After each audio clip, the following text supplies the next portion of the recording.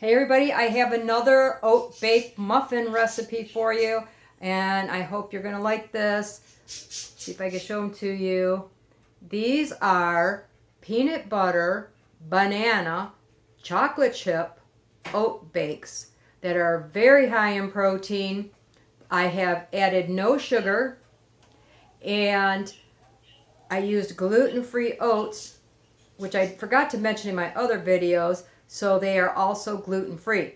Now, I did use the sugar-free chocolate chips I had left over in my cabinet. If you don't want to use those, you could either swap out regular chocolate chips, or you could use cocoa powder in this recipe, and you'll still get that chocolate peanut butter flavor. So it's going to be a quick video just to show you what's going on, because let me set these down for a minute. You know, I've been cooking up a storm, trying to use up a lot of eggs. I started with 5 dozen eggs a few days ago, and today I realized I still have 5 dozen eggs because my chickens are laying well. So in order to help with that, I am taking some to my neighbor, and in exchange, he gives me sweet corn. So I think that's a great exchange and a way to use up some more of those eggs. I already have a ton in the freezer. I've already made a bunch of egg bites. I use 4 every time I make these oat bake muffins, and I just need to get caught up on them. So let's get to the recipe and let's see what you think.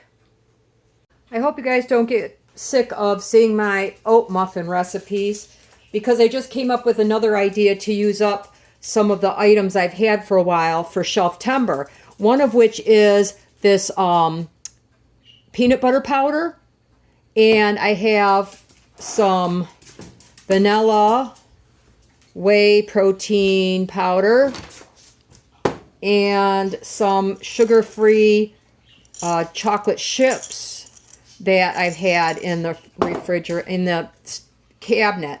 So I added to my basic recipe, I have 3 mashed bananas, 4 eggs. I added 4 tablespoons of the peanut butter powder, 1 big scoop of the protein powder, and I'm going to mix that in real quick. And then I forgot to add, I'm going to add in, I have 1 more container of Greek yogurt that I found way in the back of my refrigerator. It's not past the expiration date, but it's getting pretty close. So I'm going to make sure I use that up. Again, more protein. I find the combination of the protein and the fiber from the oats and the protein from the eggs and the yogurt and all that really keeps me satisfied for a long time. This usually makes, on average, about 12 cupcakes size muffins, and 1 or 2 of them keeps me, if I have them for breakfast, keeps me pretty satisfied.